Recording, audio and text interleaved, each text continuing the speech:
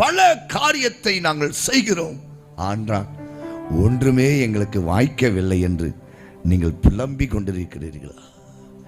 ஐயா, நாங்கள் போகாத இடமில்லை, விடுதலைக்காகவும் சுகத்திற்காகவும் பிரயாசப்படுகிறோம், எங்களுக்கு சுகம் இல்லை, எங்களுக்கு விடுதலை இல்லை என்று கண் கலங்கி இன்றைக்கு பார்த்து கொண்டிருக்கிறீங்களா? உங்களுக்கு தான் கர்த்தர் சொல்லுகிறார், பிரயாசப்படுகிறோம், ஆனால் ஒன்றும் எங்களுக்கு அகப்படவில்லை. எது அகப்படாத இருக்கிறதோ அப்படின்னா, எது கிடைக்காமல் இருக்கிறதோ இந்த ராத்திரியில அது உனக்கு கிடைக்க பண்ணுவா.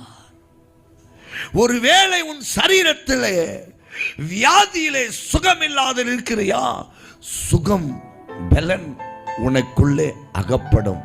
நீங்கள் பயப்பட தேவையில்லை.